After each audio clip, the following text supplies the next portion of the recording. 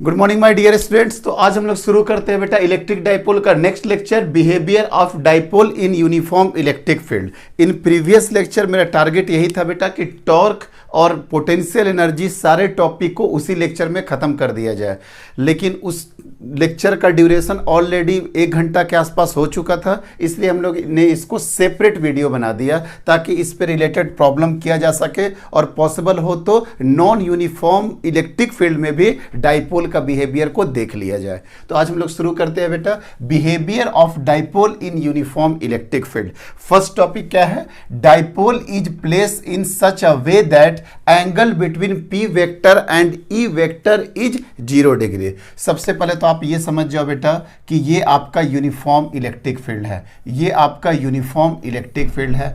अब इस uniform electric field में आप डाइपोल को कैसे रखना चाहते हो? सर डाइपोल को हम इस तरह से रखेंगे कि यहाँ पे प्लस क्यू हो जाए और यहाँ पे माइनस क्यू हो जाए। जब आप यहाँ पे प्लस क्यू रखोगे बेटा और यूनिफॉर्म इलेक्ट्रिक फील्ड क्या है बेटा? कैपिटल ई हो गया, यहाँ पे कैपिटल ई हो गया। तो बताइए इस पे फोर्स कैसे एक्ट कर, पहले ये बताइए कि पी का डायरेक्शन क्या हो? सर पी का डायरेक्शन यही होता है। पी क्या होता है याद है ना? इलेक्ट्रिक डाइपोल मोमेंट, और उसका डायरेक्शन क्या होता है बेटा? Negative to positive. तो यहाँ पे देखिए तो बेटा P एंड E के बीच में कितना एंगल हो गया आपका? सर 0 डिग्री का एंगल हो गया P एंड E के बीच में। और अगर डाइपोल आपका इस वे में रखा रहता तो बेटा अगर यहाँ पे माइनस क्यू रहता, यहाँ पे प्लस क्यू रहता, तो इलेक्ट्रिक डाइपोल मोमेंट कहाँ जाता बेटा? इधर P वेक्टर। अब देखिए P वेक्टर इधर हो गया और इलेक्ट्रिक फील्ड आपका इधर हो गया, दोनों के बीच में एंगल कितना हो गया बेटा? 180 degree. I think concept clear हो गया। P एंड E के बीच में 0 degree and P and E के बीच में 180 डिग्री का concept. Yes sir, concept clear हो गया, कोई दिक्कत नहीं है बेटा। पहला बात देखिए ध्यान से कि नेट फोर्स कितना होगा। हालांकि आपको पहले भी बता चुके थे कि नेट फोर्स कभी भी डाइपोल पे पूछे वो हमेशा क्या होता है बेटा? Always zero, always zero. कैसे होगा सर वो भी जान लो बेटा। इधर हो जाएगा क्यू ई, चूंकि इलेक्ट्रिक फील्ड के सेम डायरेक्शन में, और चूंकि ये माइनस है तो यहाँ पे फोर्स जस्ट ऑपोजिट। तो क्या हो गया बेटा? Q E minus Q E is equal to क्या हो गया? 0। Means net force on dipole, net force on dipole is equal to क्या हो गया बेटा? आपका 0 हो गया। और कोई मैटर नहीं करता बेटा अगर ये थीटा 0 डिग्री हो या थीटा आपका 180 डिग्री हो, कोई मैटर नहीं करता। क्यों? क्योंकि यहाँ प्लस क्यू होगा तो यहाँ पे भी देखो ना बेटा F E Q E, sorry Q E इधर, और ये माइनस क्यू के कारण क्यू ई इधर। अभी भी देखिए तो डाइपोल पे क्या हो गया? 0। Means net force is equal to 0, either ये 0 डिग्री पे हो बेटा और 180 डिग्री पे हो, कोई दिक्कत नहीं है।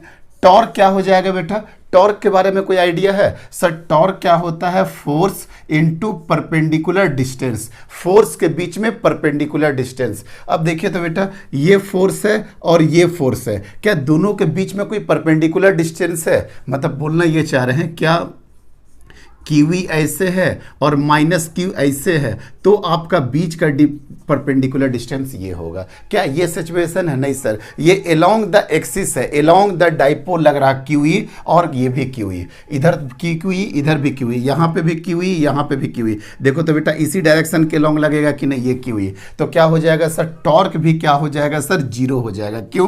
फोर्स तो है sir, force is equal to Q E है, एक दूसरा है क्यू ई क्या है बेटा? ऑपोजिट डायरेक्शन में। अगर ये इधर का डायरेक्शन में है तो इधर का डायरेक्शन में है, तो फोर्स तो हम लोग क्यू ई ले लेंगे, लेकिन परपेंडिकुलर डिस्टेंस जिसको डी बोल रहे हैं, परपेंडिकुलर डिस्टेंस क्या हो गया बेटा? यहाँ पे 0 हो गया है। इसलिए यहाँ पे नेट टॉर्क क्या हो जाएगा आपका? सर नेट टॉर्क भी क्या हो जाएगा आपका?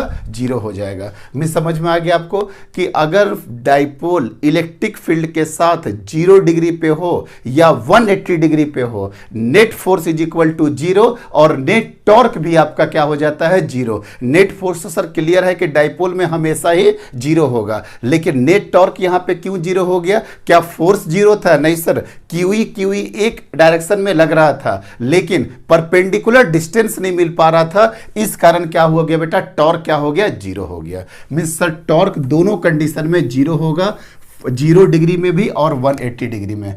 0 डिग्री में फोर्स क्या हो जाएगा बेटा? 0 एंड टॉर्क भी क्या हो जाएगा 0, और 180 डिग्री में फोर्स भी क्या हो जाएगा बेटा 0, या एफ नेट भी बोल सकते हैं, एफ नेट भी बोल सकते हैं, और टॉर्क भी हो जाएगा आपका 0।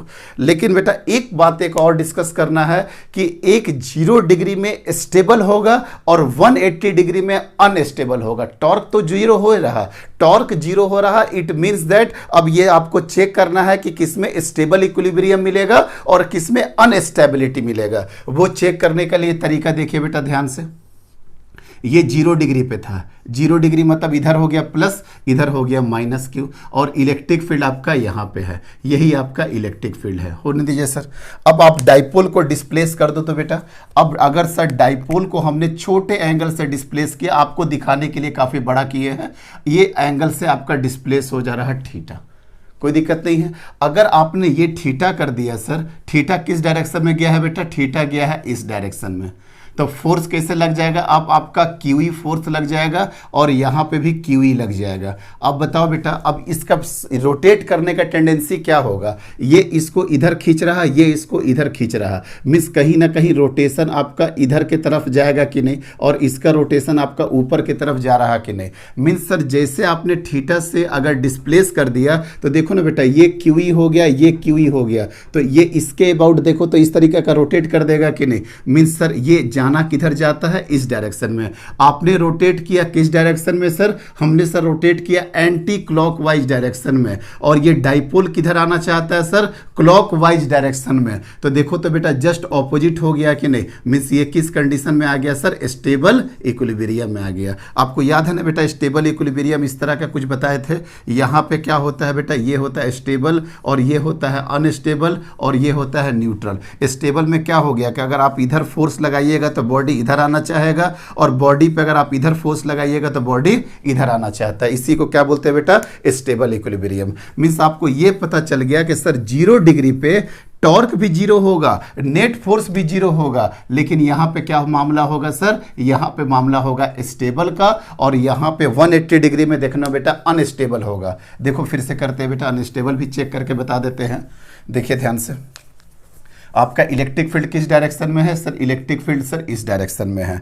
आपका डाइपोल कहाँ पे, अब डाइपोल देखो बेटा 180 डिग्री का डिस्कस कर रहे हैं, 180 डिग्री मीन्स 180 डिग्री में माइनस क्यू इधर होगा, प्लस क्यू इधर होगा, तभी तो पी इधर और ई इधर, तो एंगल कितना हो गया बेटा 180 डिग्री। अब इसको थीटा डिस्प्लेस कर दो बेटा। अब जैसे आपने इसको थीटा डिस्प्लेस कर दिया, हम दिखाने के लिए आपको काफ़ी बड़ा बना रहे हैं, इतना बड़ा डिस्प्लेस नहीं किया जाता है। ये माइनस क्यू है, तो देखो तो बेटा ये इसके तरफ जाएगा फोर्स, और ये प्लस क्यू है, ये इसके तरफ जाएगा फोर्स। अब बताइए, आपने थीटा को इस तरह से मोड़ा था बेटा, थीटा मतलब किया था एंटी क्लॉकवाइज। अब देखो तो बेटा इसके अबाउट ये इस तरह से घूमेगा, और इसके अबाउट ये इस तरीके से घूमेगा, मतलब ये इधर के तरफ, ये इधर के तरफ। अब देखो तो बेटा, अब जो आपका मोशन हो रहा है वो भी एंटी क्लॉकवाइज में हो रहा है कि नहीं, मीन्स आप घुमाए थे भी एंटी क्लॉकवाइज, और डाइपोल भी जाने लगा एंटी क्लॉकवाइज। तो ये किसका एग्जाम्पल हो गया, आपको बताए थे ना, ये किसका एग्जाम्पल होता है बेटा, अनस्टेबल का, कि फोर्स जैसे इधर दिए आपका मोशन भी इधर शुरू हो गया। मतलब इसको कौन सा बोलेंगे बेटा,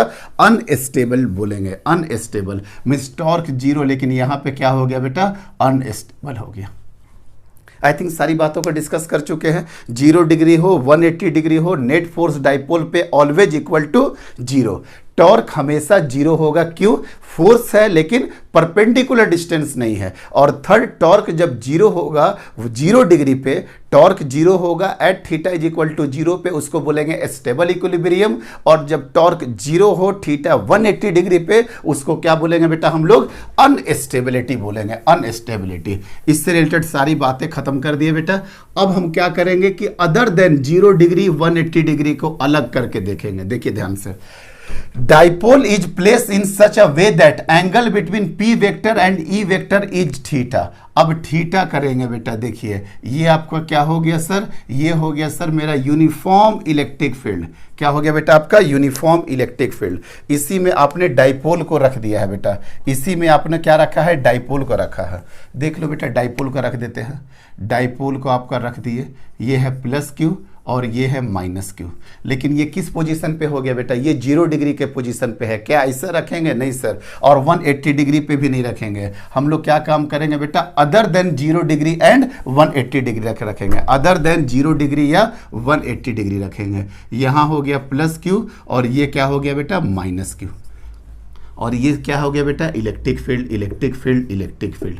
देखिए, dipole is place in such a way that angle between P vector and E vector is theta. ये क्या हो जाएगा बेटा, पी वेक्टर। क्यों सर, निगेटिव टू पॉजिटिव। और ये देखें तो बेटा क्या बना रहा है, थीटा बना रहा कि नहीं, यूनिफॉर्म इलेक्ट्रिक फील्ड के साथ। ये सर थीटा बना रहा, कोई दिक्कत नहीं है। अगर ये डिस्टेंस आपको लेना है तो एल भी ले सकते हो और 2a भी ले सकते हो। लो ना, 2a ले लेते हैं तो p बराबर क्या हो जाएगा बेटा, q इंटू 2a। और डायरेक्शन निगेटिव टू पॉजिटिव तो हो ही जाएगा। अब बताओ बेटा, फोर्स किधर एक्ट करेगा? सर फोर्स इधर एक्ट करेगा, ये हो जाएगा QE और इधर निगेटिव है तो जस्ट ऑपोजिट डायरेक्शन में QE।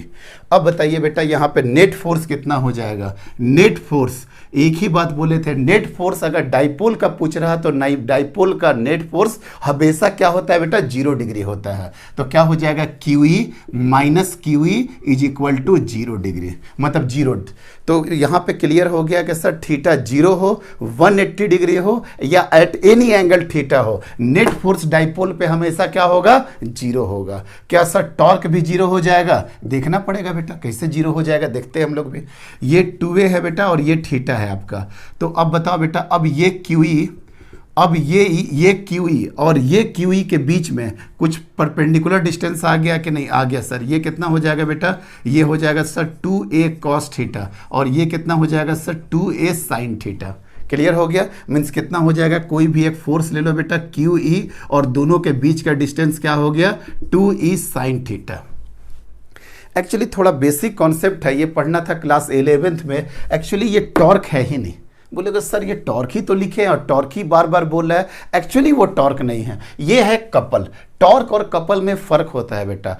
टॉर्क क्या होता है, किसी एक्सिस ऑफ रोटेशन के अबाउट लगता है, बट कपल क्या होता है, कपल का कोई एक्सिस ऑफ रोटेशन नहीं होता है। तो ध्यान रखना बेटा, यहाँ पे कोई एक्सिस ऑफ रोटेशन नहीं है, तो एक्चुअली में ये कपल है। कपल में हमेशा ये सब तो आपको पता है, दो फोर्स आते हैं, इक्वल अपोजिट आते हैं, separated by a perpendicular distance, it forms couple. Two force equal and opposite separated by a distance is known as a couple. तो ये एक्चुअली में कपल है, लेकिन लोग टॉर्क ही लिखते हैं इसको और हर बुक ही टॉर्क लिख करके चलता है। लेकिन आप ध्यान रखना कि एक्चुअली ये कपल है, क्योंकि यहाँ पे एक्सिस ऑफ रोटेशन की कोई बातें नहीं होंगी। और ये सारा कॉन्सेप्ट पढ़ना था बेटा वहाँ पे रोटेशनल मोशन में, हम बहुत ज़्यादा वहाँ पे डीप में नहीं जाएंगे। देखिए बेटा यहाँ पे ये क्या हो गया, Q इंटू 2a, ये Q और ये 2a, ये Q ये 2a मिलकर के क्या बना दिया, PE sine theta. Means torque बराबर कितना हो गया बेटा, PE साइन थीटा। और यही टॉर्क को क्रॉस प्रोडक्ट पता है ना बेटा, टॉर्क बराबर क्या लिख दिए, P क्रॉस E।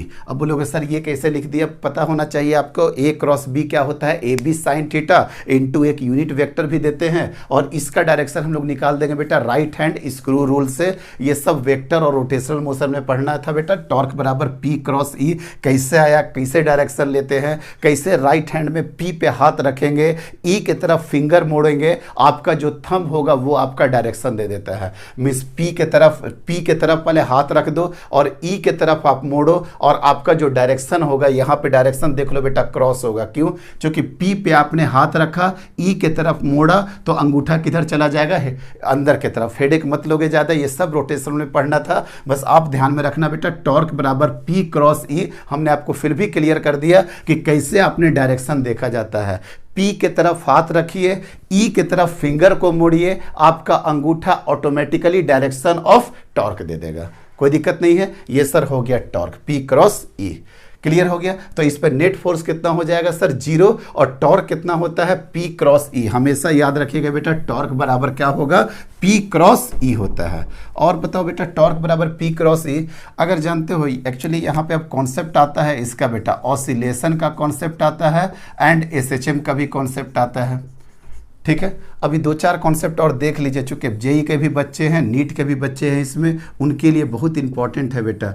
ये टॉर्क अगर इफ डाइपोल अगर आपका डाइपोल नॉट हिंज्ड, अगर कहीं पे आपका डाइपोल हिंज्ड नहीं किया हुआ है, मतलब एकदम क्लैंप करके कांटी नहीं ठोका हुआ है, इफ डाइपोल नॉट हिंज्ड, तो टॉर्क बराबर कैसे निकालेंगे सर? टॉर्क बराबर होता है सर पीई साइन थीटा, और ये टॉर्क बराबर होता है आई अल्फा, और ये क्या हो जाएगा बेटा? PE sine theta. लेकिन आई किसके अबाउट लेना है बेटा? आई लीजिएगा सेंटर ऑफ मास, आई लीजिएगा अगर ये नॉट हिंज्ड है तो, अगर नॉट हिंज है तो आप आई ले लीजिएगा सेंटर ऑफ मास के अबाउट इनटू अल्फा बराबर पीई साइन थीटा, और यहां से आपका अल्फा का रिजल्ट आ जाएगा कितना बेटा?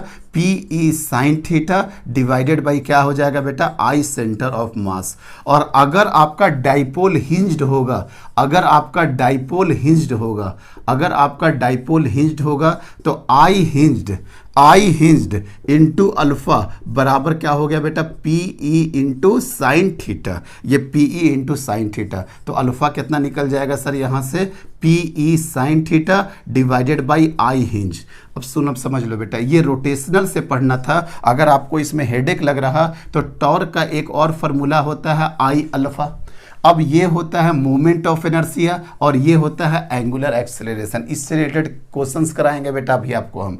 ये है मोमेंट ऑफ इनर्शिया, ये है एंगुलर एक्सेलरेशन। तो मोमेंट ऑफ इनर्शिया या तो आपको हिंज के अबाउट लेना है या सेंटर ऑफ मास के अबाउट लेना है। अगर वो हिंज नहीं है तो सेंटर ऑफ मास के अबाउट ले लो, अगर वो हिंज्ड है तो आप किसके अबाउट ले लो बेटा? आई हिंज के अबाउट। कोई दिक्कत नहीं है, और भी बोलोगे तो एक्सप्लेन कर देंगे। ये होता है अल्फा, ये होता है अल्फा, इसका नाम है एंगुलर एक्सेलरेशन, और ये होता है ओमेगा स्क्वायर थीटा के बराबर। किसके बराबर होता है बेटा? ओमेगा स्क्वायर इंटू थीटा के बराबर। तो एक तो टॉर्क, ये सब नीट के लिए भी बहुत इंपॉर्टेंट होगा, जेई का मेंस में तो आ ही सकता है कि टॉर्क हिंज के अबाउट, मोमेंट ऑफ इनर्शिया के अबाउट। और हिंज और मोमेंट ऑफ इनर्शिया वाला समझ लो बेटा, ये मान लेते हैं कि ये रॉड है, ये फ्री टू रोटेट है, तो आप इसका सेंटर ऑफ मास ले लो यहाँ पे। लेकिन अगर मान लेते हैं इसी रॉड को हम यहाँ पे क्लैंप्ड कर दिए, यहाँ से l/8 का दूरी पे, ये है दूरी यहाँ से लेकर के यहाँ तक l/2, तो यहाँ पे हिंज कर दिए ना। मतलब अब अगर डाइपोल को अगर आप यहाँ पे हिंज कर दीजिएगा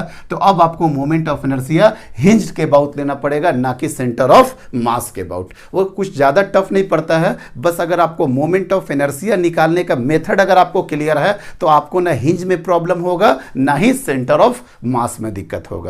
ये सारी बातें थी बेटा ऑसिलेशन एंड एसएचएम से रिलेटेड नहीं, यहां पे डील करना था टॉर्क बराबर टॉर्क को कैसे डील करते हैं। अब हम ऑसिलेशन एंड एसएचएम देखते हैं बेटा। यहां तक तो कोई दिक्कत नहीं है? नहीं सर, नोट कर लीजिएगा बेटा, अच्छा क्वेश्चन है, इस पे 1-2 क्वेश्चन कराएंगे, आपका कॉन्सेप्ट और भी क्लियर हो जाएगा। अब देखिए बेटा, अगर टॉर्क बराबर लिखते हैं आई अल्फा बराबर क्या लिख रहे हैं बेटा? पीई साइन थीटा, तो अल्फा बराबर कितना हो गया? PE sine theta divided by I. अब बेटा ये यहाँ पे जो इक्वेशन है, अब ये यहाँ पे कर सकते हो, अल्फा बराबर क्या होगा? Omega square theta, omega square theta बराबर क्या हो जाएगा? PE sine theta divided by E. लेकिन ये तभी करना बेटा, सबसे पहले तो आप ये बोल देना कि यहाँ पे ये वाला कंडीशन है ऑसिलेशन का। ये कंडीशन बता देना किसका है बेटा? ये कंडीशन है आपका ऑसिलेशन का, नॉट एसएचएम। ये एसएचएम का कंडीशन नहीं है, ये ऑसिलेशन का कंडीशन है, नॉट एसएचएम। तो सर एसएचएम का क्या कंडीशन होगा? इसके बाद देख लो बेटा, एसएचएम का क्या कंडीशन होगा वो भी दिखा देते हैं। ये सारे बातों को ध्यान रखोगे बेटा। एसएचएम का कंडीशन क्या है?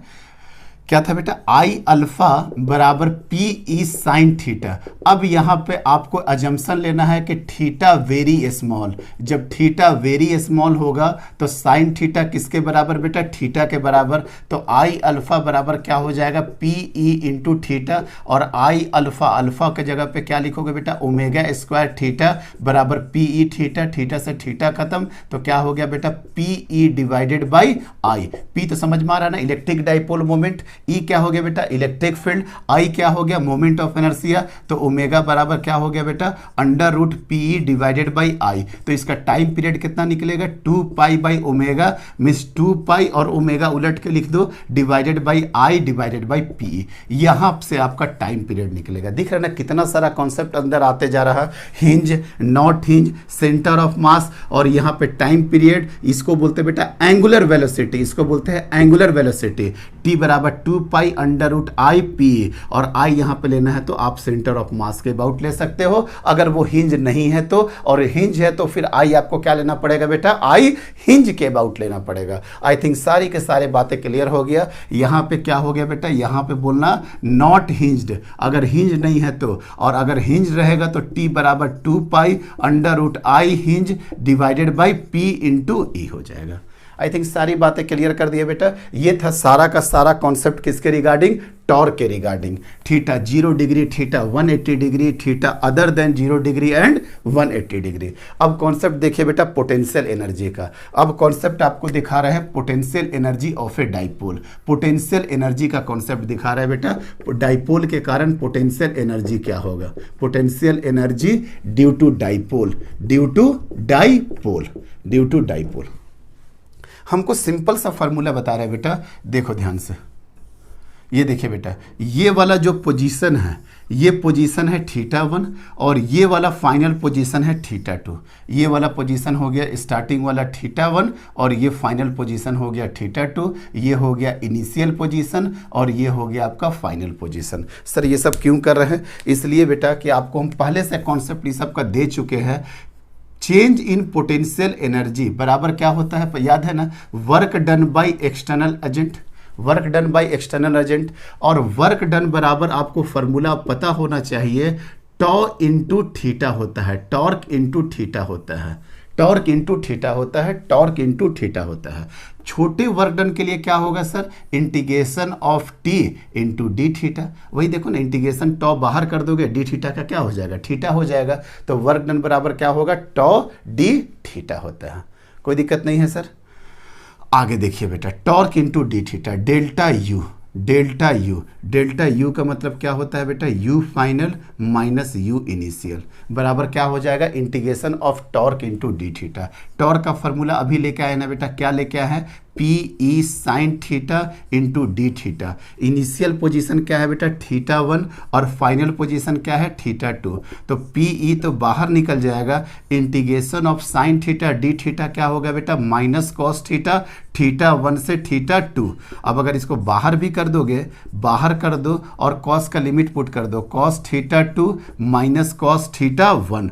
तो बताओ तो बेटा फाइनली में पोटेंशियल एनर्जी क्या हो जाएगा, सर पोटेंशियल एनर्जी क्या हो जाएगा, P E cos theta 1 minus cos theta 2।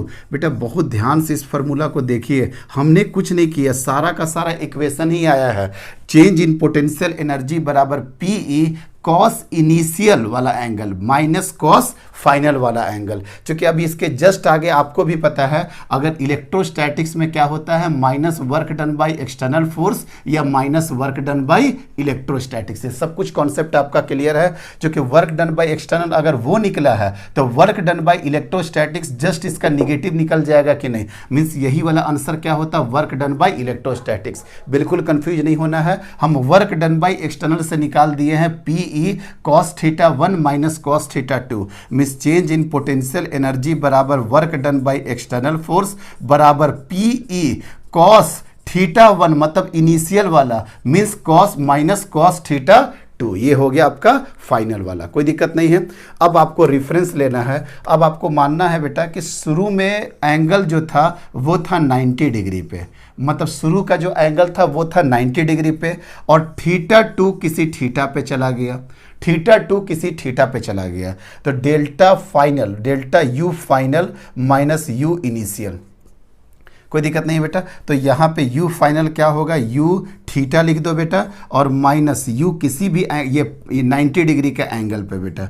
तो कितना हो जाएगा, पी ई शुरू में कहाँ था, cos 90, cos 90 माइनस cos क्या था बेटा, थीटा 2, थीटा 2 का मतलब क्या था बेटा, थीटा, मतलब cos 90 कितना होता है बेटा 0, और ये कितना आंसर आ जाएगा minus P E into cos theta. बहुत इंपॉर्टेंट है बेटा, ये रिलेशन बहुत इंपॉर्टेंट है कि पोटेंशियल एनर्जी अगर आपको अकेला निकालना होगा तो minus P E sine theta, maximum P E cos theta ना, P E cos theta. Maximum बच्चे को ये वाला फार्मूला याद होता है, मैक्सिमम बच्चे को। लेकिन ध्यान रखना बेटा, ये ओरिजिनल इक्वेशन नहीं है। ओरिजिनल इक्वेशन तो आपका सर ये है, PE cos theta 1 minus cos theta 2। चूंकि वो अगर बोल देगा कि 53 डिग्री से 60 डिग्री लेकर के जाइए, 60 डिग्री से 120 डिग्री लेकर के जाइए, तब क्या करोगे बेटा? तब सर लगाएंगे सर हम यही वाला फार्मूला, लेकिन अभी पोटेंशियल एनर्जी का एक और फार्मूला आ गया आपके पास,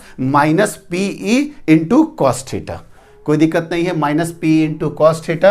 अब बताओ तो बेटा कॉस थीटा में तो कोई दिक्कत ही नहीं है, माइनस पी डॉट ई इसको लिखा जा सकता है कि नहीं? वेक्टर के फॉर्म में, वेक्टर के फॉर्म में, क्योंकि डॉट प्रोडक्ट तो आपको पता है बेटा क्या होता है dot product, P dot E का मतलब क्या हो गया? P E cos theta.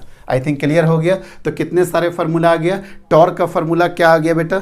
Torque का फार्मूला क्या आ गया? हटाइए सबको ना, अब बस समराइज कर रहे, खत्म हो गया, सारा का सारा टॉपिक खत्म हो गया बेटा, सारा का सारा टॉपिक खत्म हो गया, बस समराइज कर रहे, पोटेंशियल एनर्जी भी खत्म। बस फार्मूला हमेशा ध्यान में रखिएगा। टॉर्क का फार्मूला आ गया sir P E into sine theta, और आप इसको लिखना चाहते हैं तो P क्रॉस ई भी लिख सकते हैं सर, P क्रॉस ई। इसका जो डायरेक्शन का जो वेक्टर देगा वो किससे देगा sir? Right hand screw rule से देगा बेटा, ठीक है।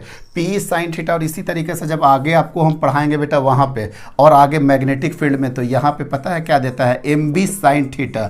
ये किसके वजह से देगा? मैग्नेटिक फील्ड के वजह से। यहाँ पे जो टॉर्क आया है किसके वजह से आया बेटा? इलेक्ट्रिक फील्ड के वजह से। और हम आगे आपको पढ़ाएंगे NIAB इंटू साइन थीटा। वहां पे हर जगह यही होता है बेटा, हर जगह आपका यही होने वाला है। M क्रॉस B, यहाँ पे भी N बाहर कर देंगे तो यहाँ पे भी क्रॉस होगा, मतलब P sine theta, MB sine theta, NI, ये आगे की चीज़ें, लेकिन इसी फॉर्मेट में आएगा due to electric field and due to magnetic field. ये भी आ गया सर। उसके बाद टॉर्क को हम इक्वेट कर दिए I अल्फा से और PE साइन थीटा से। यहाँ पे आपको कॉन्सेप्ट बना दिए बेटा हिंज का, सेंटर ऑफ मास का, यहाँ से ओमेगा का, यहाँ से अल्फा का, यहाँ से टाइम पीरियड का, सारा कॉन्सेप्ट निकाल दिए हैं, कोई दिक्कत नहीं है। और इसके बाद पोटेंशियल एनर्जी जो पढ़े थे, work done by external force delta U बराबर, ये क्या पढ़े हैं बेटा? PE कॉस इनिशियल वाला एंगल माइनस कॉस फाइनल वाला एंगल। और यही पोटेंशियल एनर्जी अगर रेफरेंस के फॉर्म में रख देंगे तो ये आ जाएगा PE cos theta minus PE cos theta. सिर्फ एक एंगल पे अगर वो पूछेगा, अगर पूछ देगा fine potential energy at 60 degree, आप क्या कर बोल देना कि सर माइनस पी, माइनस बोलेगा find out potential energy at 60 degree, आप बोलना कि sir minus PE cos 60 degree, और कॉस 60 डिग्री कितना होता है? हाफ, मतलब इसका पोटेंशियल एनर्जी कितना आएगा? Minus PE by 2। और लेकिन वो ध्यान रखना रेफरेंस कहां से लिए हम? 90 डिग्री से रेफरेंस लिए हैं, तो यहां पे इसी को क्या लिखा जा सकता है? Minus P dot E vector के फॉर्म में। आई थिंक क्लियर हो गया बेटा सारा का सारा कॉन्सेप्ट। ये सर सारा का सारा कॉन्सेप्ट निकल गया। अब हम लोग कुछ क्वेश्चंस देखेंगे बेटा न्यूमेरिकल। यहाँ पे चलिए न्यूमेरिकल शुरू करिए बेटा। न्यूमेरिकल नंबर फर्स्ट पढ़िए। फर्स्ट वाला क्वेश्चन क्या है देखिए, वहाँ पे बहुत अच्छा क्वेश्चन होगा, थोड़ा सा टफ होगा लेकिन अच्छा क्वेश्चन होगा जो कि एग्जाम में जरूर आएंगे बेटा। 2 point masses of mass m, 2 point mass है, 2 पॉइंट मास है बेटा, एक मास m है और दूसरा भी मास क्या है? m है। And equal and opposite charge of magnitude q, मतलब सर दो चार्ज है equal and opposite are attached on the corner of a non conducting uniform rod of mass m। अच्छा एक रॉड भी, अच्छा फिगर यहाँ पे दिया हुआ है बेटा, फिगर नहीं भी दिया रहता ना तो भी हम लोग कोशिश कर सकते थे। ये मास m, ये मास m, और ये रॉड का मास m और लेंथ l। फिर से पढ़ रहे बेटा, 2 point masses of mass m, 2 point mass of masses m and equal and opposite charge, मतलब ये प्लस q और ये क्या हो जाएगा बेटा? Minus q। कोई दिक्कत नहीं है। Opposite charge of magnitude q, magnitude are attached on the corner of, वो अटैच्ड है on the corner of a non conducting, इसी को बोला बेटा non conducting uniform rod of mass m, इसका भी मास m दे दिया है। And the system is release from the rest, system को रेस्ट से छोड़ा गया है, मतलब स्टार्टिंग में कहां पे था बेटा? स्टार्टिंग में ये कितना डिग्री पे था? 53 डिग्री पे। यही सब गलती मत करोगे, स्टार्टिंग में ये कहां पे था सर? 53 डिग्री पे। यहां पे लिखा बेटा release from rest in uniform electric field from theta is equal to 53 degree as shown in figure, कोई दिक्कत नहीं है। Find angular acceleration of the rod just after release. Angular acceleration पूछना चाह रहा है बेटा। तो एंगुलर एक्सेलरेशन जब भी पूछा जाएगा मतलब आई अल्फा बराबर क्या हो जाएगा, पी ई साइन थीटा, और साइन थीटा कितना हो जाएगा बेटा, साइन 53 डिग्री। अच्छा ध्यान रखोगे बेटा, ये सब बता चुके हैं। साइन 37 होता है 3/5 और साइन 53 कितना हो जाएगा बेटा यहाँ पे 4/5। साइन 37 का मतलब क्या हो गया बेटा यहाँ पे कॉस 53 डिग्री और यहाँ पे क्या हो गया कॉस 37 डिग्री। ध्यान रखोगे बेटा, आएगा ये सब चीज में। तो आई अल्फा पूछ रहा, आई अल्फा बराबर क्या बोल रहा बेटा, पी ई साइन थीटा। तो एक मिनट बेटा, पी की जगह पे क्या लिख देंगे क्यू, और रॉड का लेंथ क्या है बेटा एल, और साइन 53, साइन 53 का मतलब क्या हो गया 4/5। आई का आई और अल्फा, अल्फा पूछ रहा, मेन है आपका आई निकालना, आई निकालना है बेटा। देखो आई कैसे निकाला जाता है, ध्यान से देखिए। इसके अबाउट निकालना होगा बेटा, सेंटर ऑफ मास के अबाउट निकालना होगा, चूंकि क्यों यहाँ पे सर, चूंकि यहाँ पे हिंज्ड का कॉन्सेप्ट नहीं है। तो इस मास के लिए ये दूरी क्या हो गया बेटा, m इंटू L/2 का होल स्क्वायर। इस मास के लिए यहाँ से यहाँ तक का दूरी क्या हो गया, m इंटू L/2 का होल स्क्वायर, और प्लस ये जो नॉन कंडक्टिंग रड है बेटा उसके लिए मास L, लेंथ L, तो इसके लिए क्या हो जाएगा ml² डिवाइडेड बाई 12। मिस्टर यहाँ पे 3 मास है, एक m, दूसरा m और एक तीसरा m। m L/2 का whole square plus m L/2 का होल स्क्वायर प्लस ml²/12। इसको याद रखना पड़ेगा बेटा। यूनिफॉर्म रॉड के कारण उसके सेंटर ऑफ मास पे जो मोमेंट ऑफ इनर्शिया आता है वो क्या होता है बेटा ml²/12 होता है सर। तो कितना हो गया बेटा, I बराबर देखो बेटा ml²/4 plus ml²/4 means 2 ml² divided by 4 plus ml² divided by 12। ये 2 से काट दो बेटा, तो ml² अगर कॉमन कर लोगे तो 1/2 प्लस 1/12, और 1/2 प्लस 1/12 कितना हो गया 12, 6 प्लस 1 मतलब कितना हो गया सर, ये हो गया सर आंसर आ गया 7/12, 6 एक साथ 7/12 ml²। अब पुट कर दीजिए आराम से। अल्फा बराबर क्या हो जाएगा बेटा, Q into L, Q L तो ये हो गया P, और अच्छा E भी छूट ही रहा था यहाँ पे E। Uniform electric field E कहीं तब दिया होगा बेटा, अच्छा दिया हुआ है, देखो क्वेश्चन में दिया हुआ है। मतलब कितना हो गया सर QLE इंटू क्या हो गया बेटा 4/5, और अल्फा नीचे आ जाएगा। अल्फा जब नीचे आएगा तो बेटा क्या होगा 7, और 12 कहाँ चला जाएगा, ऊपर चला जाएगा, और ये कितना हो गया बेटा ml²। मतलब 12 4 48, 7 5 35, 48/35 QLE divided by ml²। 48 divided by 35 QLE divided by ml²। I think बस इसी के फॉर्म में आपका आंसर होगा 48 चलिए यही और आंसर है 48/35 QLE बाई डिवाइडेड। ये 3 से किसी से कट नहीं रहा ना ये, अच्छा इसी फॉर्म में आंसर है। चलिए रहने दीजिए, नेक्स्ट क्वेश्चन पढ़ो बेटा। एंगुलर एक्सेलरेशन तो निकाल दिए, एंगुलर एक्सेलरेशन निकाल दिए। अब क्या बोल रहा है बेटा, देखो question, angular velocity of the rod when it passes through the stable equilibrium. देखिए कहाँ से कहाँ कॉन्सेप्ट लेकर के आ गया बेटा। अब क्या बोल रहा है यहाँ पे, ध्यान से देखिएगा, प्रीवियस वाले क्वेश्चन का कॉन्सेप्ट है। बोल रहा कि आपको ओमेगा निकालना है। ओमेगा निकालना है कब, जब ये स्टेबल इक्विलिब्रियम से पास हो रहा। अब बताओ तो बेटा, जब इलेक्ट्रिक फील्ड इधर था तो स्टेबल इक्विलिब्रियम क्या मिला था बेटा, याद है ना, टक टक टक टक टक, यहाँ पे आ गया पॉजिटिव, यहाँ पे आ जाएगा निगेटिव। सर यही कंडीशन है स्टेबल इक्विलिब्रियम का। मीन्स पहले कितना डिग्री पे था 53 डिग्री पे था, और अब ये कहाँ चला जाएगा, स्टेबल इक्विलिब्रियम के लिए कहाँ चला जाएगा सर 0 डिग्री पे। क्योंकि स्टेबल इक्विलिब्रियम यही था ना, इलेक्ट्रिक फील्ड के डायरेक्शन में पॉजिटिव क्यों आ जाए। देखो ना बेटा, यही वाला तो था पी वेक्टर, तो P वेक्टर E वेक्टर के बीच में एंगल कितना हो गया 0 डिग्री। मस इसको अब 53 डिग्री से क्या लेकर के आना है बेटा, 0 डिग्री पे लेकर के आना होगा। तो ऐसे कॉन्सेप्ट में बस एक ही बात याद रखना कि शुरू का काइनेटिक एनर्जी प्लस शुरू का पोटेंशियल एनर्जी, बाद का काइनेटिक एनर्जी और बाद का पोटेंशियल एनर्जी, बस इसी को आप इक्वेट कर दीजिए। शुरू का काइनेटिक एनर्जी 0, चूंकि रिलीज फ्रॉम रेस्ट होगा। कहीं पे देखिएगा, देखिए लिखा हुआ है रिलीज फ्रॉम रेस्ट, तो रेस्ट से अगर रिलीज किया जा रहा तो काइनेटिक एनर्जी 0। पोटेंशियल एनर्जी क्या हो जाएगा बेटा, minus PE cos 53 degree, minus PE cos 53 degree. Kinetic energy final, kinetic energy final आएगा सर, अभी हम निकालेंगे।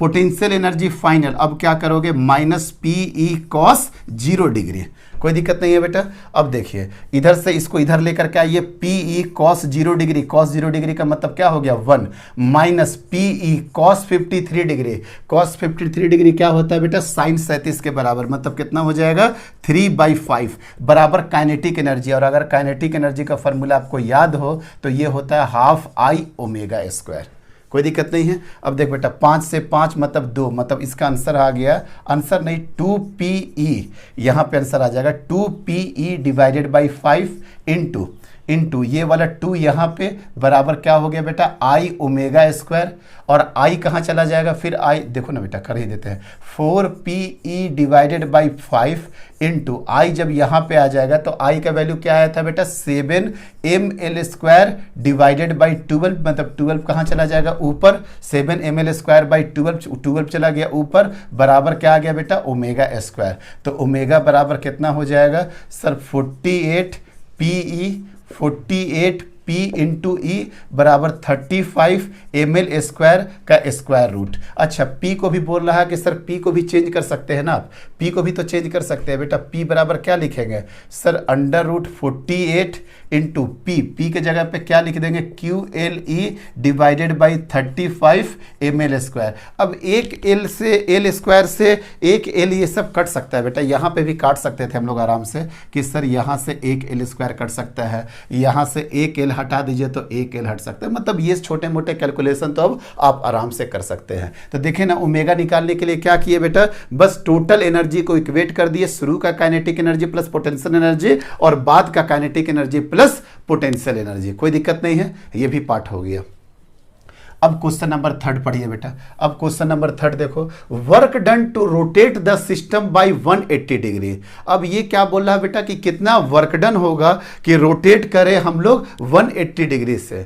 तो देखते हैं बेटा, याद है आपको work done by external force क्या आया था, अभी जस्ट आपको याद होगा PE कॉस स्टार्टिंग वाला एंगल माइनस कॉस फाइनल वाला एंगल। तो P का मतलब QL इंटू ई, कॉस स्टार्टिंग वाला एंगल कितना हो गया बेटा कॉस 53 डिग्री।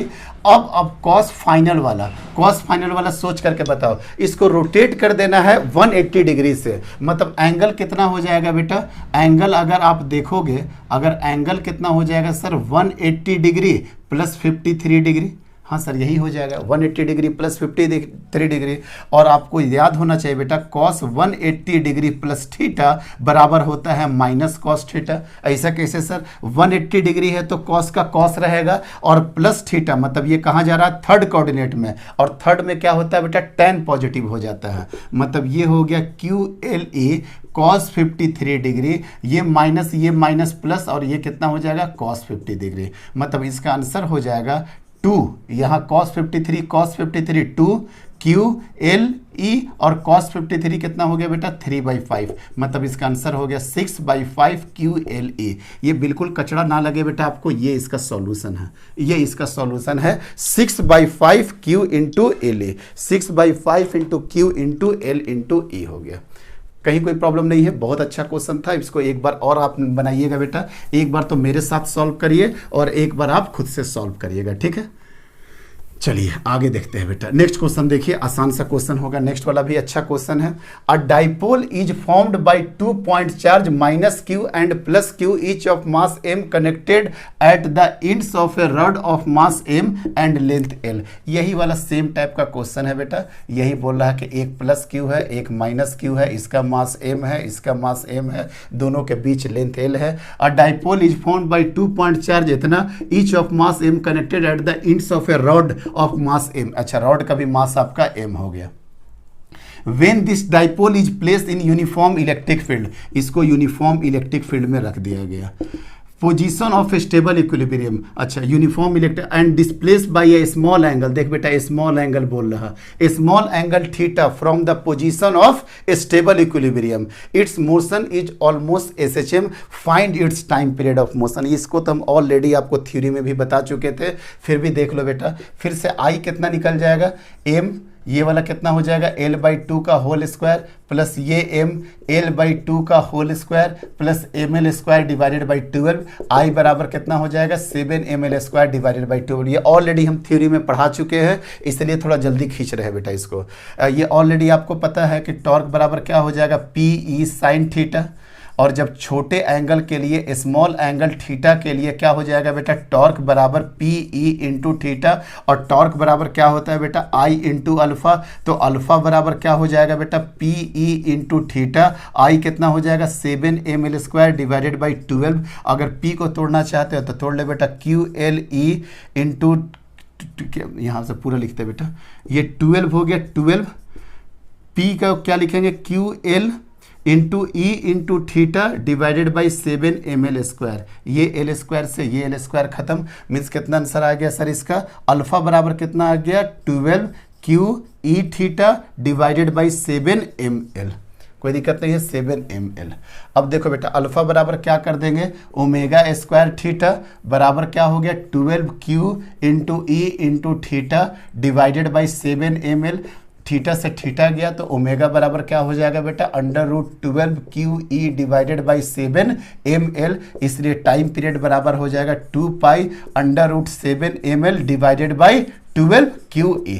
आई थिंक समझ में आ गया 7ml डिवाइडेड बाई 12 QE। अच्छा एक बात आपको ध्यान रखना पड़ेगा बेटा, SHM में कंडीशन SHM का ये होता है -ω² थीटा, और -ω² थीटा में माइनस क्यों हटा देते हैं सर, इसलिए हटा देते हैं कि स्टेबल इक्विलिब्रियम का मतलब ही होता है कि अगर आपने थीटा इधर डिस्प्लेस किया तो बॉडी क्या जाएगा इस डायरेक्शन में, इसलिए यहाँ पे माइनस को हम लोग इग्नोर करके चले। क्यों, चूंकि आपका स्टेबल इक्विलिब्रियम यही होता है कि अगर थीटा इस डायरेक्शन में तो इसका जस्ट ऑपोजिट डायरेक्शन में क्या होता है बेटा बॉडी मूव कर जाता है। यही है आपका टाइम पीरियड।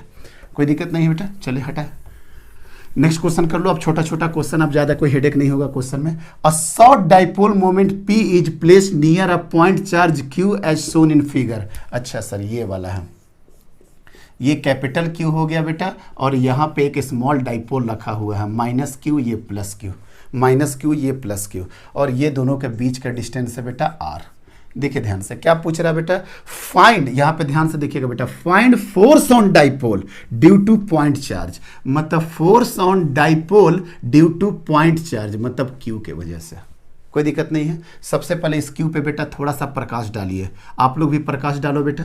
अब देखना तो बेटा कि -Q के वजह से फोर्स क्या होगा, ये माइनस के वजह से होगा और प्लस के वजह से इधर हो जाएगा। अच्छा डिस्टेंस तो सर अलग होगा, ऊपर का मैग्नीट्यूड Q तो सेम हो जाएगा, माइनस के वजह से क्या हो जाएगा सर R, अगर ये A ले लो ये A ले लो तो क्या हो जाएगा R - A का होल स्क्वायर माइनस के वजह से, और प्लस के वजह से क्या होगा इधर होगा। मीन्स कहीं ना कहीं ये पॉइंट चार्ज पे F नेट तो इसी डायरेक्शन में होगा बेटा, इस डाइपोल के वजह से, इस डाइपोल के वजह से F on Q, F net का डायरेक्शन तो यही होगा। और आपको इतना याद रखना पड़ेगा बेटा, ये किसका कंडीशन है, एक्सियल का कंडीशन है, और R बहुत ज़्यादा दूर है, A बहुत छोटा है, तो इसका आंसर आता है, याद है बेटा 2kp डिवाइडेड बाई RQ, ये याद रखना पड़ेगा बेटा आपको। तो यहाँ पे इलेक्ट्रिक फील्ड कितना आ जाएगा सर, इलेक्ट्रिक फील्ड कितना आ जाएगा 2kp डिवाइडेड बाई RQ, जो कि किसके वजह से आ रहा सर, ये एक्सियल के वजह से।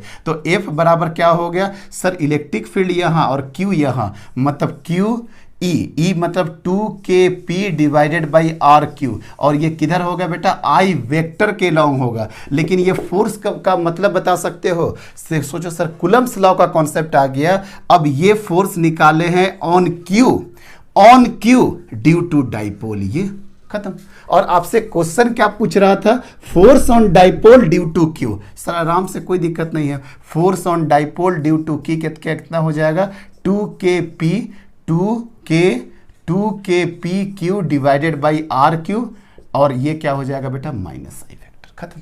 यही कॉन्सेप्ट था और कुछ भी नहीं, कोई दिक्कत नहीं है। एक्सियल के वजह से वो पूछना चाह रहा था कि आपको इलेक्ट्रिक फील्ड याद है, पहली बात तो वो, और क्या आप इतना समझ सकते हो कि नेट फोर्स किधर जाएगा इस डायरेक्शन में, लेकिन वो किस पे होगा ऑन Q, और ड्यू टू डाइपोल इसके वजह से होगा। तो आपको डाइपोल ड्यू टू की निकालना होगा, तो बस क्या करोगे बेटा -I कर दोगे तो सेम हो जाएगा रिजल्ट। कोई दिक्कत नहीं है। चलिए आगे चले। नेक्स्ट क्वेश्चन क्या है बेटा? नेक्स्ट क्वेश्चन अच्छा इसी का बी पार्ट है। देखो बेटा इसी का बी पार्ट है, आप लोग देखिए आराम से, प्लस क्यू और ये क्या हो गया बेटा, ये हो गया माइनस क्यू, और आपका जो पॉइंट चार्ज है बेटा, पॉइंट चार्ज यहाँ पे है कैपिटल क्यू।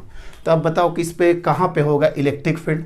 इलेक्ट्रिक फील्ड कहाँ पे होता है सर? ऐसे करके इधर जाएंगे तो ये इधर जाएगा, ऐसे करके जाएंगे तो ये इधर जाएगा, मतलब नेट इलेक्ट्रिक फील्ड इधर के ही डायरेक्शन में जाएगा कि नहीं बेटा? हाँ सर यही वाला डायरेक्शन है। याद आ गया ना बेटा, एक इधर एक इधर, और ये कितना होता था याद है? K P divided by R cube. तो क्या निकाल देंगे बेटा? Force on Q due to dipole कितना हो जाएगा?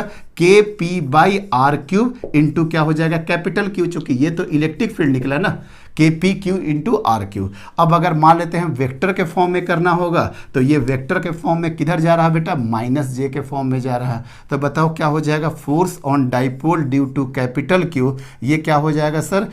के Q into P divided by R cube, और ये क्या हो जाएगा सर? प्लस जी में।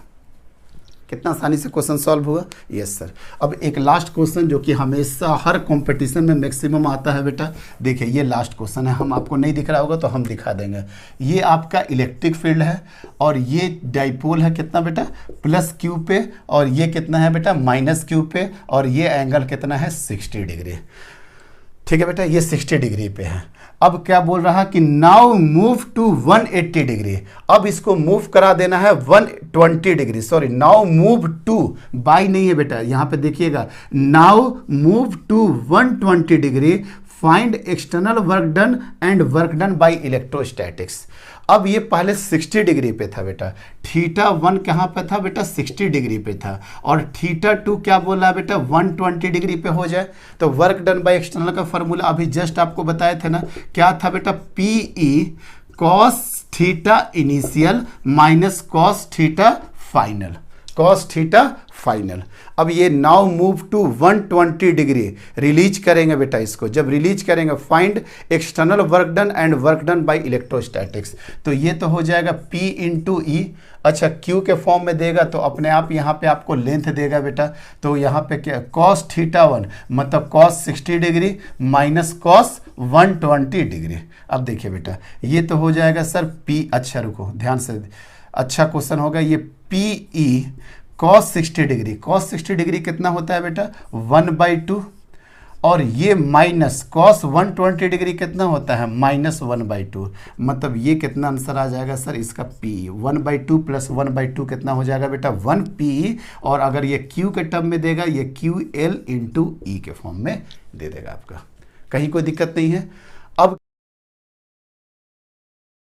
अब लास्ट लेक्चर एक बच चुका है बेटा, इलेक्ट्रिक डाइपोल इन नॉन यूनिफॉर्म फील्ड। इस डाइपोल सीरीज का लास्ट टॉपिक यही है, और इस लेक्चर का भी लास्ट टॉपिक है इलेक्ट्रिक डाइपोल इन नॉन यूनिफॉर्म फील्ड। एटलीस्ट आपके इसके फॉर्मूला जानना चाहिए। फ्रीक्वेंटली तो इसके रिलेटेड क्वेश्चन नहीं आते हैं नॉन यूनिफॉर्म फील्ड में, स्टिल कभी भी क्वेश्चन आ जाए तो नीट में अगर एक क्वेश्चन आ जाए तो वही आपका 4 नंबर देगा, और इसके क्वेश्चन बिल्कुल सिंपल होंगे अगर आपके फॉर्मूला भी याद होंगे, और फॉर्मूला से रिलेटेड 3-4 क्वेश्चन यहाँ पे करा देंगे ताकि आपके कॉन्सेप्ट में पूरी तरीके से क्लैरिटी आ जाए। तो देखिए बेटा हम लोग क्या डील कर रहे हैं, इलेक्ट्रिक डाइपोल इन नॉन यूनिफॉर्म फील्ड। अब जो ये फील्ड आपको दिख रहा होगा बेटा, ये फील्ड क्या है सर? सर ये फील्ड है आपका नॉन यूनिफॉर्म, नॉन यूनिफॉर्म है, मींस इलेक्ट्रिक फील्ड है यहाँ पे आपका यूनिफॉर्म नहीं है, इलेक्ट्रिक फील्ड आपका यूनिफॉर्म नहीं है। तो चलो बेटा इस नॉन यूनिफॉर्म फील्ड में एक डाइपोल बनाते हैं, बना दीजिए सर डाइपोल, ये सर डाइपोल बना दिए, ये माइनस क्यू और ये plus Q, and separated by a very small distance, जिसको हम लोग अभी क्या लेके चल रहे हैं बेटा? dx लेकर के चल रहा है। तो अब बताइए यहाँ पे क्या होगा बेटा? यहाँ पे होगा आपका, अब डाइपोल मोमेंट की बात करिए तो P वेक्टर बराबर क्या हो जाएगा? चार्ज Q और क्या हो जाएगा? dx, Q इंटू dx हो जाएगा, कोई दिक्कत नहीं यहाँ पे। अब यहाँ पे इलेक्ट्रिक फील्ड क्या होगा सर? एट पॉइंट x पे, और यहाँ पे क्या हो जाएगा sir? Electric field x plus dx पे। इसी तरीका से फोर्स एट x पे और force at x plus dx पे। तो F इज इक्वल टू क्या होता है बेटा? Q इंटू ई। तो यहाँ पे चार्ज क्या है? अगर आप डायरेक्शन के साथ देखिएगा तो ये माइनस क्यू पे डायरेक्शन क्या जाएगा बेटा? इस साइड। फोर्स भी क्या चला जाएगा? इस साइड। और ये चूंकि पॉजिटिव है अलोंग द इलेक्ट्रिक फील्ड है तो ये चला जाएगा इस साइड। तो F का फॉर्मूला यहाँ पे क्या हो जाएगा? Q E x और यहाँ पे क्या हो जाएगा Q E X plus D X. तो बताओ बेटा एफ नेट क्या हो जाएगा सर, एफ नेट हो जाएगा Q E X plus D x, इस डायरेक्शन में माइनस क्यू एक्स, कोई दिक्कत नहीं है, q को कॉमन कर लीजिए बेटा, तो क्या हो गया E X plus D X minus E X. अब क्या होगा बेटा क्यू ई, यहां पे अगर आप इलेक्ट्रिक फील्ड एज्यूम करोगे ई, तो यहां पे इलेक्ट्रिक फील्ड क्या हो जाएगा सर ई प्लस डी। क्यों sir, after D x distance के बाद क्या ले लिए डी प्लस ई, मतलब ई प्लस डी हो जाएगा at distance x plus D x पे, और एक्स पे क्या हो जाएगा माइनस ई से ई कटा, तो आंसर क्या आ गया sir Q into D E, मतलब नेट फोर्स आ गया, मीन्स एफ नेट आपका कितना आ गया बेटा, एफ नेट आ गया Q into D E, Q into D E. अब इसको कैसे लिखा जा सकता है Q into D E by D x, और यहाँ पे भी डी एक्स। ऐसा क्यों लिखे सर, क्योंकि हमको P के फॉर्म में लाना था Q और dx का, ये Q और dx मिला के क्या लिख दिए P into D divided by dx, यही आपका हो गया बेटा नेट फोर्स। याद रखिएगा डाइपोल डाइपोल का इंट्रैक्शन वाला भी क्वेश्चन करा देंगे। नॉन यूनिफॉर्म इलेक्ट्रिक फील्ड में जो डाइपोल मोमेंट होता है P into D by D x, और आपको पूरा प्रोसीजर बता दिए कि बीच से रिलेटेड कहीं कुछ क्वेरी आए तो आप आराम से हैंडल कर सकते हो। फाइनल फार्मूला क्या आ गया बेटा P into D by D X, P into D by D x, ये आ गया आपका फाइनल रिजल्ट। तो ये डेरिवेशन समझ में आ गया। अब इससे रिलेटेड कुछ न्यूमेरिकल्स करेंगे तो आपके कॉन्सेप्ट और भी क्लियर हो जाएंगे। हटा दे बेटा, यही आपका फाइनल आ गया। Electric field, electric force, field आ गया तो फोर्स भी आ जाएगा, force in non uniform electric field, in non uniform electric field. फिर से हम क्वेश्चन लिख देंगे, क्या आंसर आया है बेटा P into D divided by D X, P into D divided by D X, P into D divided by D X. तो यही आपका रिजल्ट आ गया बेटा, force is equal to P D E divided by D X. अब देखो बेटा इस क्वेश्चन को करते हैं हम लोग। चलिए सर कुछ क्वेश्चंस कर देंगे ताकि आपका कॉन्सेप्ट आराम से क्लियर हो जाए। यहाँ पे एक पॉइंट चार्ज है बेटा, ये पॉइंट चार्ज है और यहाँ पे डाइपोल है। यहाँ पे कुछ एक्स डिस्टेंस पे आपको पूछ रहा कि क्या होगा फाइंड इलेक्ट्रिक फोर्स, तो फोर्स क्या हो जाएगा देखो बेटा इसी फार्मूला से देखिए, यहाँ का डाइपोल ले लेंगे P और ये Q का वेरिएशन x के साथ कहीं पे भी क्या होगा D E divided by D X, तो P D divided by D x, D divided by D x. Electric field due to point charge क्या होगा बेटा के Q divided by x square, कोई दिक्कत नहीं है। अब कांस्टेंट को बाहर निकाल दीजिए, P बाहर, K बाहर, Q बाहर, और यहाँ पे क्या हो जाएगा d by D x 1 by x square, और 1 बाई एक्स स्क्वायर को कैसे डील करेंगे सर, x का पावर -2 हो जाएगा, ये मीन्स x का पावर -2 तो मीन्स -2 आगे आ जाएगा, पी के क्यू और x का पावर -2 और -1 मीन्स -3, मीन्स ये आंसर आ जाएगा -2 पी के क्यू डिवाइडेड बाई x का पावर 3। आ गया आंसर, यही फोर्स आ गया। और जानते बेटा इस क्वेश्चन को हम प्रीवियस में भी कराए थे, लेकिन उस समय क्या किए थे, ये क्यू था बेटा और यहाँ पे आपका माइनस, यहाँ पे कुछ माइनस क्यू ले लिए होंगे और यहाँ पे प्लस क्यू ले लिए थे, तो ये दोनों का इंट्रैक्शन देख लिए थे, इसका इंट्रैक्शन देख लिए थे, फिर यहाँ पे फोर्स निकाल दिए थे और वो भी देख लिए थे किस डायरेक्शन में आ रहा कि -I में आ रहा। तो ये भी एक मेथड से करा चुके हैं, प्रीवियस लेक्चर आप देखिएगा। और ये वाला क्या है बेटा, नॉन यूनिफॉर्म इलेक्ट्रिक फील्ड में अगर पड़ा हुआ है तो डायरेक्टली हम लोग फोर्स इस तरह से निकाल सकते हैं, फाइंड फोर्स ऑन डाइपोल। तो डाइपोल पे ही फोर्स निकाल रहे हैं, कैसे, क्योंकि P डाइपोल का ले लिए थे बेटा, P डाइपोल का ले लिए थे और Q के कारण यहाँ पे इलेक्ट्रिक फील्ड क्या होगा के Q divided by x square. I think कोई प्रॉब्लम नहीं आएगा, आराम से हो गया सर। चलिए ठीक है, फर्स्ट क्वेश्चन तो हो गया बेटा। चलिए अच्छा, अगर इसी का एक और भी क्वेश्चन आता है बेटा, इसी टाइप के एक क्वेश्चन और भी कराए थे, वो सब भी देख लीजिएगा कॉन्सेप्ट कि अगर यहाँ पे Q है और इस तरह से डाइपोल रखा हुआ है, इस तरह से डाइपोल रखा हुआ है, तो अगर ये वाला अगर x डिस्टेंस हम लोग ले रहे हैं बेटा, अगर ये वाला x डिस्टेंस ले रहे हैं तो यहाँ पे d बाई डी एक्स क्या होगा बेटा, यूनिफॉर्म होगा। हाँ, अगर अब ये सब डिस्टेंस अगर चेंज करेंगे तभी यूनिफॉर्म इलेक्ट्रिक फील्ड आएगा। तो कहीं पे भी आप अगर आपको देखे कि एक डाइपोल मोमेंट है, एक डाइपोल मोमेंट है और किसी वजह से इलेक्ट्रिक फील्ड यहाँ पे निकाल दीजिए, इलेक्ट्रिक फील्ड का वेरिएशन, तो आपका फोर्स का वेरिएशन आराम से निकल जाएगा। लेकिन देख लीजिएगा कि क्या वो वेरिएशन x के साथ आ रहा कि नहीं आ रहा, वो सब कुछ आपको ध्यान में रखना पड़ेगा। और जहां पे भी दो डाइपोल मोमेंट आ गया तब तो आंख बंद करके आप एक ही चीज लगाइएगा, F बराबर P DE divided by DX। हम कुछ क्वेश्चन अभी कराएंगे तो आपके कॉन्सेप्ट क्लियर हो जाएंगे बेटा। एक क्वेश्चन तो करा दिए कि किस तरह से है। अब देखो बेटा, अगर दो डाइपोल इस तरह से रहे तो P1 और P2, ये हो गया सर P1 और ये हो गया आपका P2, और दोनों के बीच का डिस्टेंस है R। देखिए कितना आसानी से निकाल सकते हैं। अगर यहाँ पे फोर्स पहले यहाँ पे फोर्स देख लेते हैं। यहाँ पे फोर्स क्या होगा सर, P1 तो पड़ा रहेगा और यहाँ पे DE divided by DX P1, और यहाँ पे इलेक्ट्रिक फील्ड किसके वजह से आएगा, P2 के वजह से। और P2 ये क्या है बेटा, एक्सियल डायरेक्शन है। मतलब क्या हो जाएगा, एक्सियल डायरेक्शन में क्या होता है, एक्सियल डायरेक्शन का याद है क्या होता है, KP डिवाइडेड बाई RQ, और क्या होता था बेटा 2KP डिवाइडेड बाई RQ। ये होता था एक्सियल के लिए और ये होता था इक्वेटोरियल के लिए। तो एक्सियल के लिए क्या लिख देंगे, 2KP डिवाइडेड बाई R का पावर Q। यहाँ पे जो फॉर्मूला था बेटा F बराबर P DE divided by DX, और अगर R रहेगा तो P DE divided by DR। इतना तो आप समझ रहे हैं कि कोऑर्डिनेट एक्सिस सिर्फ चेंज किए हैं। तो 2KP बाई RQ और यहाँ पे लगा देंगे D बाई DX, मीन्स क्या हो जाएगा P D बाई DR। अब R के कोऑर्डिनेट में है तो R में ले लेते हैं, क्या हो गया बेटा 2KP डिवाइडेड बाई RQ। तो ये P1, अच्छा ये किसके वजह से आया है, P2 के वजह से, तो यहाँ पे क्या हो जाएगा P2। तो 2KP2 बाहर आ गया, D by DR, R 1 by R का पावर Q, 1 बाई R का पावर कितना, 2KP1 P2, R का पावर 3 का अगर डिफ्रेंसिएशन करिएगा तो ये आ जाएगा -3, R का पावर -4, मतलब -3 और -6KP1 P2 divided by R का पावर 4। यही आंसर आ गया बेटा।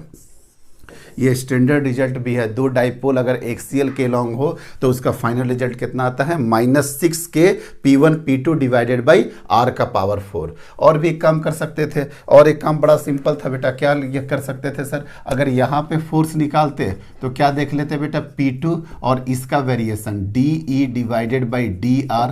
तो यहाँ पे क्या हो जाएगा, P2 D बाई DR, और इसका इलेक्ट्रिक फील्ड क्या हो जाएगा sir, 2KP1 divided by R का पावर Q, R का पावर Q। तो क्या हो गया बेटा 2KP1 P2, और क्या हो जाएगा D by DR into 1 by R का पावर Q। आई थिंक दिख रहा है ना, बिल्कुल सेम हो जाएगा। यहाँ पे भी सेम आंसर आएगा, -6KP1 P2 divided by R का पावर 4। और माइनस साइन क्या शो करता है बेटा, अट्रैक्टिव नेचर। क्या शो करता है, आपका अट्रैक्टिव नेचर। तो समझ में आ गया किस तरीके से सॉल्व करते हैं। एक क्वेश्चन और सॉल्व करके दिखाते हैं बेटा, ताकि और कॉन्सेप्ट में क्लैरिटी आ जाए। चलिए देखिए नेक्स्ट क्वेश्चन और देखिए बेटा। ये देखिए दो डाइपोल है बेटा इस तरीके से, ये वाला क्वेश्चन, ये डाइपोल वाला क्वेश्चन है। एक डाइपोल है P1 पे और ये बोल रहा कि यहाँ पे P2 पे फोर्स पूछ रहा आपस में। तो इसे देख लो ना बेटा, यहाँ पे ये P1 है, ये P1 के लिए ये पोजीशन क्या हो गया, इक्वेटोरियल का पोजीशन हो गया। और इक्वेटोरियल का पोजीशन में कैसे लिखेंगे, पहले फोर्स लिख दो बेटा। इसका डाइपोल मोमेंट P और यहाँ पे DE डिवाइडेड बाई DR, दोनों के बीच का डिस्टेंस कहीं पे R रख लो। तो क्या हो जाएगा P2 और DE बाई DR। इसके वजह से इक्वेटोरियल पे क्या बनेगा सर, कुछ नहीं बनेगा, KP1 डिवाइडेड बाई R का पावर Q, और यहाँ पे क्या कर देंगे D by DR, D by DR। Means F बराबर कितना हो गया बेटा, P2 D by DR KP1 divided by R का पावर Q। तो क्या हो जाएगा KP1 P2 D by DR, और यहाँ पे क्या हो जाएगा R का पावर Q, और R का पावर Q का क्या हो जाएगा KP1 P2 क्या हो जाएगा -3 R का पावर -4। मतलब इसका आंसर आ जाएगा -3KP1 P2 divided by R का पावर 4। दिखता था ना बेटा, अगर एक्सियल में जाता था तो यही 6 हो जाता था, और वो 6 क्यों होता था, क्योंकि यहाँ पे इलेक्ट्रिक फील्ड क्या होता था 2KP1 डिवाइडेड बाई R का पावर Q, और यहाँ पे क्या हो जाएगा -3 क्यों, क्योंकि सर यहाँ पे 2 वाला पावर नहीं है आपके पास। कोई दिक्कत नहीं है, आराम से हो गया। ये वाला भी क्वेश्चन सॉल्व, ये वाला भी क्वेश्चन सॉल्व, ये वाला भी क्वेश्चन सॉल्व। सर दोनों को आप एक्सियल में रख दिए, एक को इक्वेटोरियल में रख दिए। अब किसी अगर एंगल पे रख देंगे तो बेटा, अगर किसी एंगल पे रख देंगे तो क्या होगा सर, सर अगर आप किसी एंगल पे रख दीजिएगा तो देख लो बेटा क्या होगा। देखिए ध्यान से, ये हो गया P1 और ये इस तरीके से यहाँ पे कहीं पे हो गया आपका P2 और दोनों के बीच में एंगल थीटा है। तो एकदम आसानी से सॉल्व हो जाएगा। ये वाला कंपोनेंट क्या हो जाएगा बेटा P1 cos थीटा और ये वाला कंपोनेंट क्या हो जाएगा P1 sin थीटा। तो बताओ तो बेटा अगर एक्सियल डायरेक्शन में अगर यहाँ पे फोर्स अगर आपका देखा जाए, अगर यहाँ पे फोर्स कितना हो जाएगा सर P2 और DE डिवाइडेड बाई ये वाला डिस्टेंस अगर R रखते हैं तो DE divided by DR means P2। अब तो ये एक्सियल के लिए हो गया और एक्सियल के लिए फार्मूला क्या होता है 2K P1 cos theta. Sir P1 होता था लेकिन यहाँ पे देखो तो बेटा ये वाला और ये वाला एक्सियल के डायरेक्शन में हो जाएगा P2 और P1 cos theta divided by R का पावर क्यू। देखो तो बेटा आंसर आई थिंक इसका आंसर यही आ जाएगा। यहाँ पे आपको d बाई डी आर लगाना पड़ेगा, d बाई डी आर लगाना पड़ेगा। तो K P1 P2 cos theta divided by R का पावर 4, ये तो आप आराम से कर सकते थे। और प्रीवियस रिजल्ट में भी देखो ना -6K P1 P2 divided by R का पावर 4 था। अब तो P1 cos थीटा और P1 cos थीटा और P2 क्या हो गया एक्सियल में, तो जहाँ P1 था वहाँ पे क्या रिप्लेस कर देंगे बेटा आपका P1 cos थीटा। लेकिन यहाँ से ये नहीं पता चल पाता है कि सर इसका वेरिएशन P1 sin थीटा का किस तरीके से होगा, क्योंकि सर अब तो आपको देखने में ये इक्वेटोरियल पोजीशन लग रहा है लेकिन इसका आंसर सिर्फ और सिर्फ यही है बेटा। ये कैसे हो सकता है, आइए हम लोग इसको मेथड से सॉल्व करते हैं। देखो बेटा कैसे मेथड से सॉल्व करते हैं, शॉर्टकट तो बता ही दिए हैं लेकिन वहाँ पे वो पता नहीं चल पा रहा कि ये क्या होगा। ये क्या हो गया बेटा P2 और ये क्या हो गया θ1, मतलब ये क्या हो गया P1 cos थीटा और ये क्या हो गया P1 साइन थीटा। तो पोटेंशियल एनर्जी बताओ तो क्या होता है बेटा, पोटेंशियल एनर्जी होता है sir -PE cos theta, -PE cos theta. तो अब देखो बेटा अगर ये लिख लेते हैं -P2 और इसका इलेक्ट्रिक फील्ड क्या हो जाएगा sir 2K P1 cos theta divided by R का पावर क्यू, और cos थीटा भी यहाँ पे क्या हो जाएगा cos 0 डिग्री। इसका और इसका देखो ना क्या हो जाएगा cos 0 डिग्री। अब इसके साथ का इंट्रैक्शन सोचो -P2, अब ये तो इक्वेटोरियल पोजीशन पे हो गया, ये P2 और P1 साइन थीटा, मतलब P1 sign theta divided by K के साथ कर देंगे बेटा, ये हो जाएगा K P1 sign theta divided by R Q, ये हो जाएगा। लेकिन cos दोनों के बीच में एंगल कितना हो जाएगा 90 डिग्री का एंगल हो जाएगा। तो ये इसी तरीके से कैंसिल हो जाता है कि नहीं। तो पोटेंशियल एनर्जी कितना हो जाएगा -2K P1 P2 cos theta divided by R का पावर क्यू। और मैकेनिक्स में आप लोग पढ़े होंगे वहाँ पे वर्क एनर्जी पावर में F इज इक्वल टू क्या होता है -du डिवाइडेड बाई dr। तो -d बाई dr और u के जगह पे क्या रखिएगा -2K P1 P2 cos theta divided by क्या हो जाएगा सर R क्यू। ये माइनस से ये माइनस चला गया, 2K P1 P2 cos theta d by dr और वह क्या हो जाएगा 1 बाई आर क्यू, और 1 बाई आर क्यू का फिर आपको पता हो गया -3R का पावर -4, मीन्स आंसर आपका यही आ जाने वाला है -6K P1 P2 cos theta divided by R का पावर 4। ये तो कर लोगे ना, -R3 का क्या हो जाएगा -3R का पावर -4, -3 और 2 कितना हो गया -6K P1 P2 cos theta और R का पावर 4। आई थिंक सारे क्वेश्चन करा चुके हैं, ये वाला भी क्वेश्चन करा चुके हैं। अब नेक्स्ट क्वेश्चन एक पढ़िए बेटा यहाँ पे। नेक्स्ट क्वेश्चन क्या है, अ short dipole is placed on the axis of a circular ring. एक रिंग का एक्सिस पे, ये एक रिंग के एक्सिस पे बेटा यहाँ पे डाइपोल पड़ा हुआ है, यहाँ पे आपका डाइपोल पड़ा हुआ है P, ठीक है, और इसका -Q है और रेडियस R है, इसका रेडियस R है। अब क्या पूछ रहा है, at a distance of R by root two पर है बेटा dipole, centre of the ring, from the centre of the ring से यहीं से R बाई रूट टू पे है।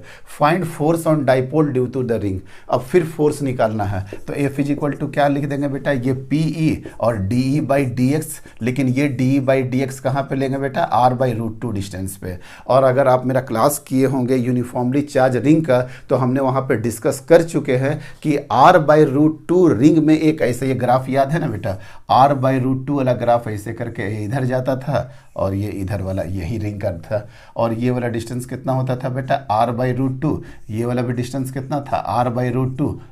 तो R/√2 इलेक्ट्रिक फील्ड क्या होता था, यहाँ पे मैक्सिमम होता था। मीन्स इलेक्ट्रिक फील्ड मैक्सिमम होगा, मतलब यहाँ पे PDE जो है R/√2 DE maximum by DX होगा। और कभी बताओ बेटा DE/DX मैक्सिमम होने के लिए ये वैल्यू को क्या होना पड़ेगा बेटा, 0 होना पड़ेगा, क्योंकि आपका यहाँ पे एक कांस्टेंट वैल्यू फेंकेगा, इसलिए F का आंसर क्या हो जाएगा, 0। F का आंसर क्या हो जाएगा, 0। ये R/√2 देने का मतलब ही था कि अगर जो बच्चा प्रॉपर क्लास कर रहा उसको पता होगा कि R/√2 पे इलेक्ट्रिक फील्ड मैक्सिमम होता है, और मैक्सिमम होगा तो DE/DX मैक्सिमम में क्या होगा, 0। ये क्वेश्चन देने का मतलब ही यही था कि आपको पता चल जाए कि R/√2 पे वैल्यू क्या होता है, मैक्सिमम।